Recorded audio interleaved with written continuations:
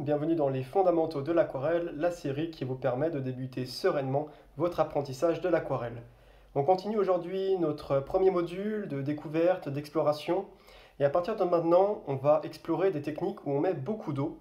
Et donc, il va falloir qu'on fixe le papier. On ne va plus pouvoir se permettre de le laisser libre. Et donc, je vais vous montrer deux techniques faciles et rapides à mettre en œuvre pour fixer son papier et éviter qu'il ne gondole.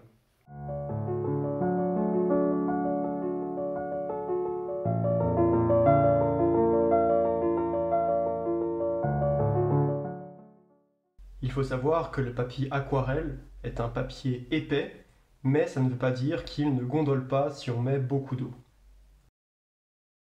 Il faut donc le fixer d'une manière ou d'une autre sur un support. Pour le support, il vous faut une espèce de planche qui soit assez rigide, résistante à l'eau et assez lisse. Par exemple, une planche à découper ou un bout de plexiglas ou même une planche classique en bois verni.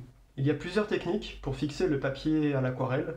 Et aujourd'hui, je vais vous en montrer donc deux qui ne sont pas très connues. Et notamment la deuxième, c'est un peu ma technique perso et je ne l'ai jamais vue démontrée sur YouTube.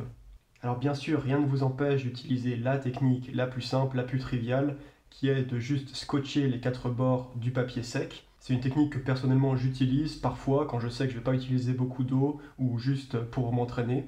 Le papier va gondoler un petit peu, mais ça ne sera pas dramatique si vous le fixez un peu soigneusement. D'ailleurs, quand je vais faire des essais très rapides, il m'arrive de juste scotcher les quatre coins comme ceci, et ça peut suffire. Après, tout dépend, comme toujours, de ce qu'on veut faire, de la quantité d'eau qu'on veut mettre, etc. Alors même si vous mettez du scotch sur les quatre bords, il faut savoir que ça va quand même gondoler.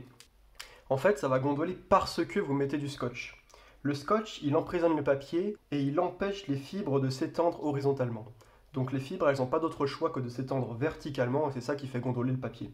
Et donc si vous voulez un papier qui va rester complètement plat, la seule solution c'est de le mouiller et de le tendre pendant qu'il est mouillé, parce que à ce moment-là, vous tendez les fibres. Donc voilà pour la première technique, on prend la feuille et on la submerge sous l'eau froide, il ne faut pas avoir peur.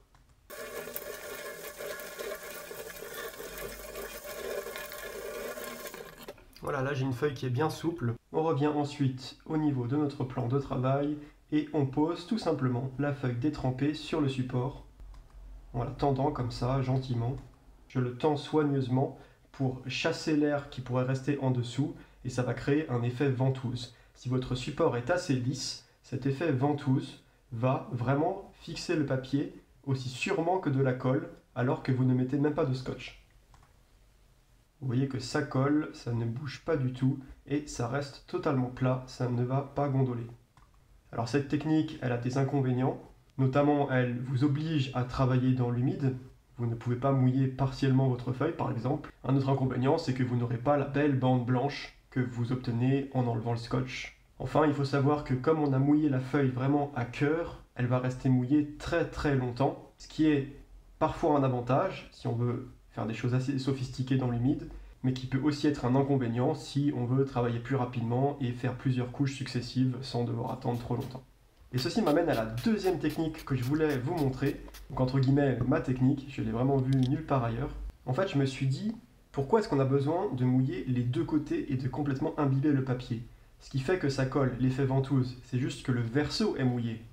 Alors pourquoi ne pas juste mouiller le verso, raisonnablement, et garder le recto sec? Et donc c'est ce que je vous montre ici. Je mouille le support avec le spray et je mouille uniquement le verso avec le spray puis avec un pinceau. Je fais attention à que ce soit bien mouillé de manière homogène, mais j'essaie de garder le recto le plus sec possible. Et ensuite je viens retourner la feuille, la poser et l'étirer gentiment comme précédemment. Et donc comme précédemment, on a une feuille qui est parfaitement mouillée en dessous, ce qui crée cet effet ventouse. L'eau agit vraiment comme de la colle. On a la feuille qui adhère au support, qui ne va pas gondoler, et le recto est totalement sec, ce qui nous permet notamment de scotcher la feuille. Ça nous permettra d'être sûr qu'après séchage, la feuille ne va pas se décoller, et ça va nous permettre aussi d'avoir cette belle bande blanche autour de notre œuvre finale.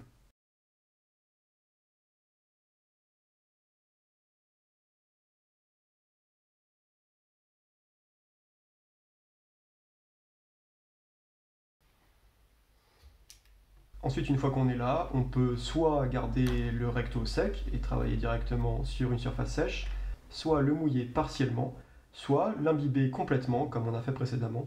On peut vraiment faire ce qu'on veut. Comme si on avait scotché le papier complètement sec, sauf que là, ça ne va pas gondoler.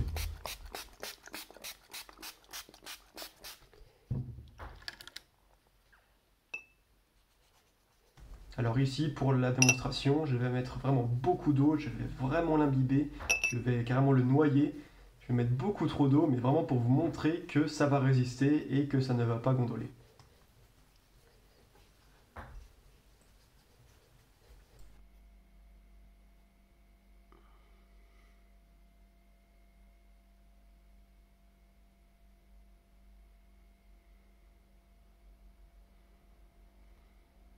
Et après séchage, vous voyez que le papier reste complètement plat et n'a pas bougé. J'en profite aussi pour vous montrer comment retirer le scotch. Il faut être assez précautionneux. Toujours tirer vers l'extérieur, jamais vers l'intérieur, et y aller doucement parce qu'on n'est jamais à l'abri d'une petite déchirure. Si votre scotch est trop fort, vous pouvez l'affaiblir avant de le poser sur le papier en scotchant vos vêtements. Ça diminuera son adhérence et ça sera plus facile de l'enlever. Vous prendrez moins de risques d'arracher votre papier à la fin. Et en fait, à ce stade, donc j'ai vraiment imbibé le recto, je l'ai laissé sécher et vous voyez que le papier reste encore collé parce qu'en fait, au verso, c'est encore humide. Comme je vous disais, le verso, il y a cet effet ventouse, l'eau est emprisonnée et elle met beaucoup de temps à sécher. Donc même si le recto est complètement sec, la feuille tient toujours. Et le fait que le verso soit humide n'affecte pas du tout les propriétés du recto. C'est ce que je vous montre ici en faisant un dessin très rapide. Je peux être très précis, travailler à sec sans aucun problème et ma feuille reste collée grâce à l'eau au verso. Donc voilà pour les techniques que j'utilise pour garder mon papier plat et le fixer sur un support. Alors comme je vous disais, quand je veux aller vite, que je ne vais pas beaucoup humidifier le papier et que c'est des exercices, je le scotche souvent à sec. Mais si jamais je vais travailler beaucoup dans l'humide, il m'arrive de mouiller les deux côtés et de ne pas le scotcher du coup. Et la technique que j'utilise le plus souvent quand je fais des aquarelles ou je fais un rendu assez pro, c'est celle d'humidifier uniquement le verso, fixer comme ça mon papier sur le support en utilisant l'eau comme de la colle, et ensuite de scotcher le recto qui reste sec. Donc c'est une technique qui fonctionne très bien, c'est vraiment redoutable pour éviter que le papier ne gondole, et par rapport à la technique qui consiste juste à scotcher les quatre bords à sec, ça ne demande pas beaucoup plus d'effort de mouiller le verso. Je vous laisse avec cette petite démo improvisée, alors rien d'exceptionnel, je m'amuse juste à tester différentes techniques dans l'humide pour bien montrer que les propriétés du papier ne changent pas. Si vous avez aussi de votre côté posé votre papier, fixé votre papier sur un support, n'hésitez pas à vous amuser, pas forcément en faisant la même chose que moi, essayez d'expérimenter un peu et on verra comment contrôler l'eau la prochaine fois.